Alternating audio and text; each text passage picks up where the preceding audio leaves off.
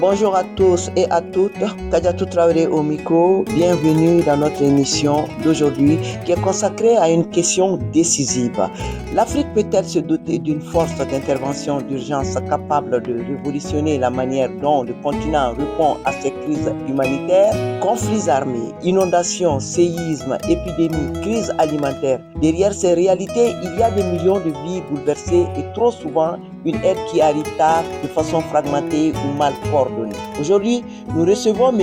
Henri Vignol, président directeur général et fondateur de l'African Emergency Response and Management Force, Force africaine d'intervention et de gestion des situations d'urgence AERMF, qui est une fondation en cours de construction qui ambitionne non seulement de créer une force d'intervention rapide panafricaine, mais aussi de transformer en profondeur les pratiques humanitaires en Afrique en plaçant le continent au centre de sa propre réponse aux urgences. Avec lui, nous allons découvrir pourquoi ce projet est en train de voir le jour et en quoi il se veut unique et véritablement novateur dans le secteur de l'humanitaire et comment il espère rallier les États africains, les Nations Unies et l'Union africaine autour d'un nouveau modèle d'action humanitaire porté par l'Afrique elle-même. Dans ce premier épisode, nous vous invitons à rester avec nous pour découvrir la vision, les ambitions et les défis de cette task force qui pourrait bien changer la manière dont l'Afrique fera face à ces crises humanitaires. Bonjour Monsieur Vignol et bienvenue sur notre plateau. Bonjour Kadiatou et merci pour votre invitation. Pour commencer, pouvez-vous expliquer aux auditeurs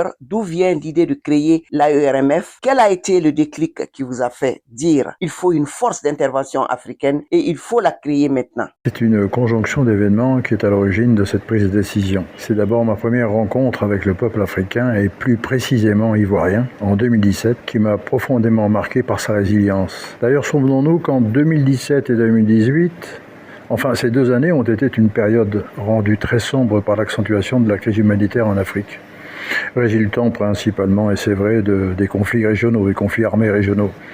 L'écoute et l'intérêt porté à l'humanitaire par le monde de la finance internationale a été le deuxième facteur déclenchant. J'avais alors compris que désormais, AERMF pourrait être financé au même titre que tout autre projet, intégrant naturellement des mécanismes financiers spécifiques.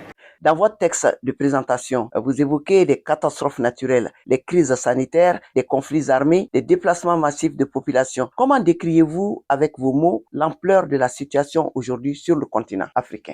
Ma chère Kadiatou, concernant l'ampleur de la situation aujourd'hui sur le continent africain, elle ne s'est malheureusement pas figée et n'a pas régressé. D'ailleurs, comme l'indique la base de données de l'ENDAT, qui nous révèle des chiffres plutôt alarmants. Vous présentez l'AERMF comme une force d'intervention rapide africaine, une structure unique et inédite sur le continent et qui révolutionnera le secteur de l'aide humanitaire en Afrique. Concrètement, en quoi l'AERMF est-elle différente de ce qui existe déjà, qu'il s'agisse des ONG, des agences de l'ONU ou des mécanismes africains actuels? Sans vouloir révolutionner le secteur de l'aide humanitaire en Afrique, nous allons très certainement apporter une valeur ajoutée incontestable. Ce sera une force d'intervention rapide, basée en Afrique, dotée de moyens logistiques aériens et d'effectifs de sauveteurs secouristes professionnels ainsi que d'équipes médicales, urgentistes, bénéficiant d'équipements et de matériel de dernière génération. Et oui. Des PMA, c'est-à-dire des postes médicaux avancés, seront immédiatement déployés sur site à l'arrivée de nos avions. Ce sont des hôpitaux de campagne avec blocs opératoires, imagerie médicale, laboratoire d'analyse, dortoirs et chambres avec lit, système de filtration d'air et d'eau. Vous voyez, on a quelque chose de complet. En moins de 6 heures, nos avions décolleront avec un seul mot d'ordre, protéger, alerter, secourir. Notre efficacité devra rester prudente et maximiser les chances de survie des victimes tout en protégeant nos personnels. Voilà quelle sera notre différence. Vous mentionnez aussi une volonté très forte d'autonomie africaine, une structure africaine par et pour l'Afrique. Pourquoi est-ce que c'est important pour vous que cette force soit portée par le continent lui-même et pas uniquement par les acteurs extérieurs? Pourquoi est-ce si important que cette force d'intervention soit portée par le continent africain lui-même? Alors je vous livre quelques éléments de réponse très simples. Quelle que soit la nature de notre intervention, le compte à rebours pour la vie sera déclenché à la minute où notre présence est requise. 1 à 2 avions décolleront dans un délai de 6 heures d'une base aérienne africaine, dont le lieu reste pour l'instant confidentiel. L'arrivée sur site sera effective dans les 3 à 6 heures suivant le décollage, en fonction de la distance naturellement du site. d'intervention. En comparaison, l'ONU actuellement déploie des équipes d'évaluation dans les 12 à 72 heures, suivant le silice, suivant l'alerte. Et leur compte-rendu sert de support ensuite pour l'organisation des secours qui arrivent au minimum 8 jours après. C'est énorme. Bien que cela a le mérite d'exister, c'est trop long pour de nombreuses victimes. Notre protocole d'intervention, par contre, sera partagé et connu de tout le continent africain, membre de l'UA, Unité africaine. Nous disposerons aussi, et il faut le savoir, d'hélicoptères de sauvetage que nous pourrons déployer sur zone pour les opérations de recherche et d'hélitreuillage. Nos appareils disposeront du système ILS, c'est ce qui permet une navigation aux instruments de nuit, et qui sera parfois utile pour les opérations de recherche et d'hélitreuillage, la nuit également. Mais là, les pilotes disposent de systèmes de vision de nuit, de vision nocturne, naturellement. Dans certains cas, et selon la distance, ces appareils, ces hélicoptères, qui sont de gros hélicoptères, pourront même relier les zones sinistrées par leurs propres moyens. Alors, voilà la raison pour laquelle cette force d'intervention doit être portée par l'Afrique. Le facteur temps. Eh oui, ça c'est la chose qui nous mobilise au maximum. On doit aller très vite. Le temps est quelque part notre ennemi. On doit aller très très vite pour sauver un maximum de vies. Dans votre diagnostic, vous soulignez les limites de l'aide humanitaire internationale par manque de volonté politique, passivité de la communauté internationale et parfois le manque de coordination. Selon vous, qu'est-ce qui ne fonctionne pas aujourd'hui dans la façon dont l'aide est gérée en Afrique? Effectivement, la gestion de l'aide humanitaire en Afrique est un problème qui subsiste, malheureusement. Je pense que, pour ma part, que c'est le manque de volonté politique, d'une part, la passivité de la communauté internationale et parfois même le manque de coordination qui impacte cette aide humanitaire. Sans oublier son détournement qui, bien que difficile à quantifier, reste significatif. Cette aide reste marquée malheureusement par une corruption élevée. C'est le triste constat. Par ailleurs, il est à noter que certains pays proposent leur aide dans le but inavoué de s'y implanter durablement. L'Afrique est de plus en plus convoitée pour ses richesses à tel point que certains pays refusent l'aide internationale. Et oui, au motif qu'ils viennent aider l'Afrique, certains pays s'y installent s'y invitent et souhaitent y rester sans préalablement avoir fait les démarches pour y rester et sans y avoir été invités. Donc voilà, mais en ce qui nous concerne, la URMF sera africaine et permettant ainsi d'éviter ce genre de difficultés et d'écueils. Vous indiquez qu'en 2024, plus de 130 millions de personnes avaient besoin d'assistance en Afrique, alors qu'environ un tiers seulement des besoins humanitaires auraient été couverts. Et qu'est-ce que ce chiffre dit selon vous? Est-ce à dire que l'aide humanitaire a changé de modèle? Non, je ne pense pas. Elle n'a pas changé de modèle, elle n'a seulement pas évolué. Eh oui.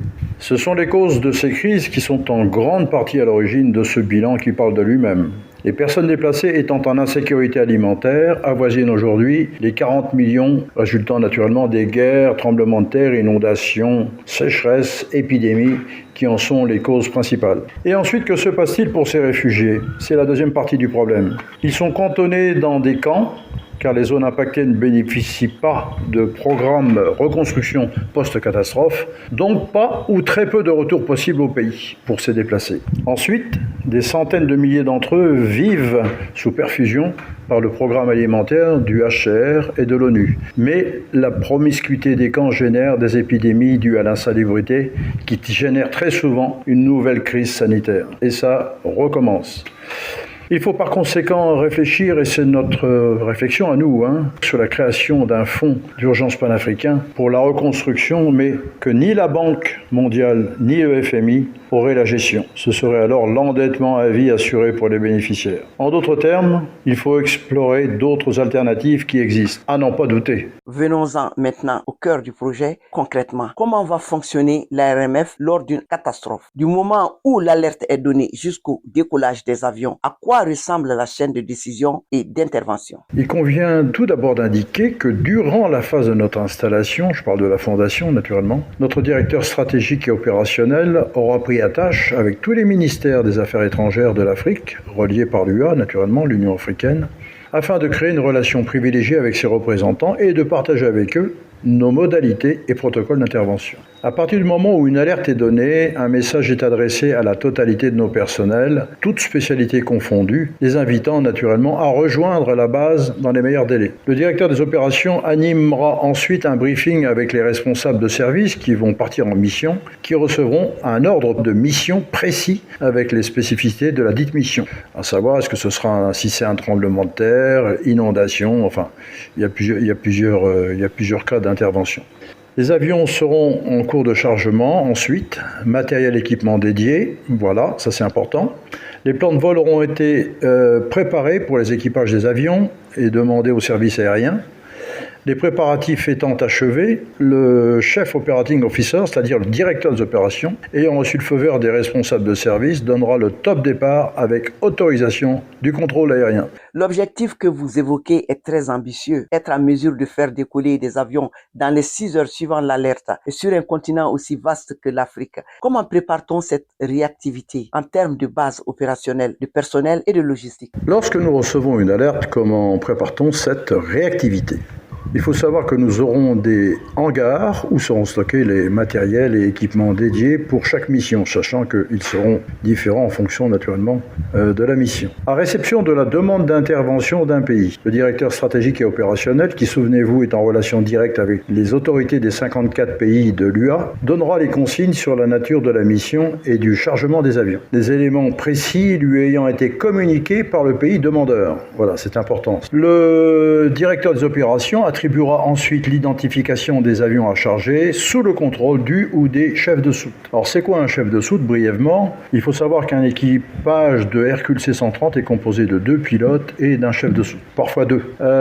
Ce chef de soute, donc lui, on va lui remettre une fiche de chargement, il va vérifier naturellement que ce que l'on charge dans l'avion, il va veiller effectivement que le chargement corresponde bien aux besoins et qu'il soit bien arrimé, parce que ça permet une meilleure stabilité pour l'avion.